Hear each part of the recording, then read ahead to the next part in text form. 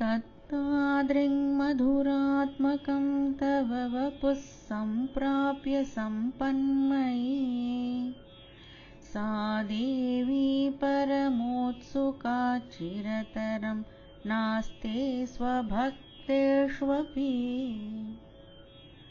तेनास्याबत कष्टमच्युत विभो त्वद्रूपमानोज्ञकप्रेमस्थैर्यमयात् अचापलबलात् चापल्यवार्तोऽदभूत्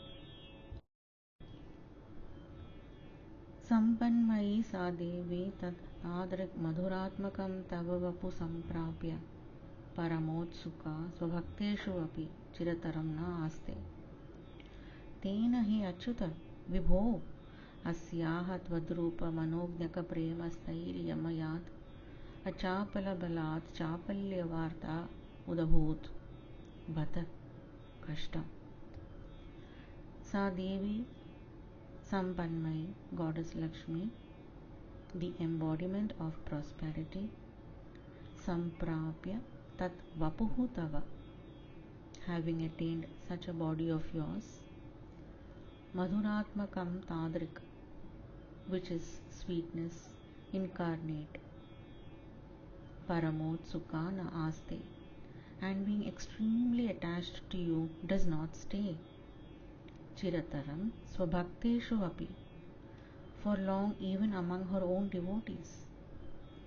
Tena he Achyuta Vibho, therefore, O imperishable and all-pervading Lord Bhagavan, Asyaha Tvadrupa Manognyaka Premastairyamayat, on account of her steadfastness in the everlasting love towards your beauty and form, Achapalabalat, which is indeed her strength of not being fickle, Udabhut Chapalya Varta, there emerged a talk of fickleness, Bata, Kashtam, alas, what a misfortune. लक्ष्मीस्तावकरामणीयकहृदैवेयं परेष्वस्थिरेत्यस्मिन् नन्यदपि प्रमाणमधुना वक्ष्यामि लक्ष्मीपते ये त्वद्ध्यानगुणानुकीर्तनरसासक्ता हि भक्ता जनाः तेष्वेषा वसति स्थिरैव दयितप्रस्तावदत्तादरा हे लक्ष्मीपते इयं लक्ष्मीः तावकरामणीयकहृता एव परेषु अस्थिरा इति अस्मिन् अन्यत् प्रमाणमपि अधुना वक्ष्यामि ये भक्ताः जनाः त्वद्ध्यानगुणानुकीर्तनरसासक्ताः तेषु एषा दयितप्रस्तावदत्तादरा स्थिरा एव वसतिः हे लक्ष्मीपते O Lord, consort of Lakshmi, Vakshyami adhuna anyat, I shall tell you now one more. Pramanam api asmin iti. Proof also in support of this that Iyam Lakshmi asthira pareshu. This goddess Lakshmi is unsteady with others.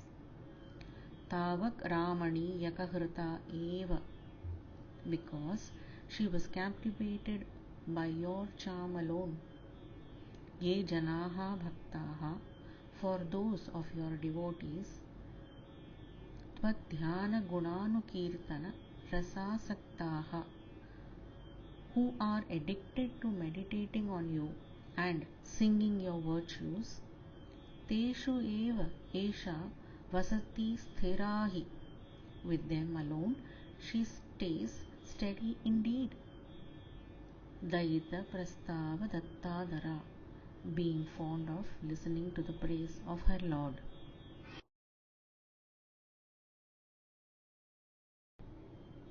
Evam bhutamanognyatana vasudha nishyanda sandohanam त्वद्रूपं परचित्रसायनमयं चेतोहरं शृण्वताम् सद्यः प्रेरयते मतिं मदयते रोमाञ्चयत्यङ्गकम्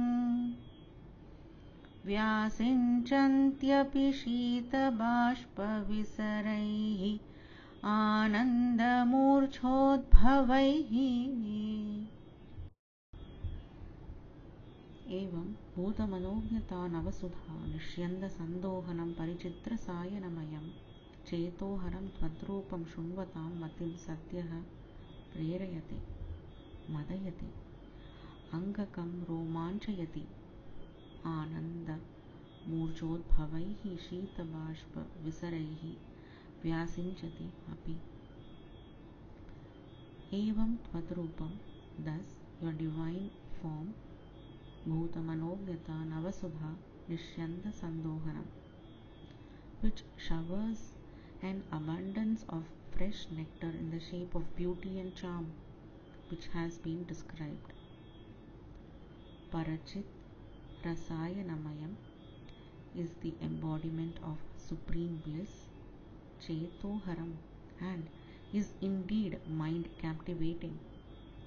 Prerayate Sadhyaha Matim stimulates instantly the minds, Shunvatam, of those who hear, Madayate, Romanchayati, Angakam, exhilarates and excites the body with hair standing on the end due to ecstasy. Api Vyasinchati, and also drenches the body abundantly. Shita Bashpa Visaraihi, with a flood of cool tears. Anand Murchodbhavaihi, originating from the ecstasy of joy.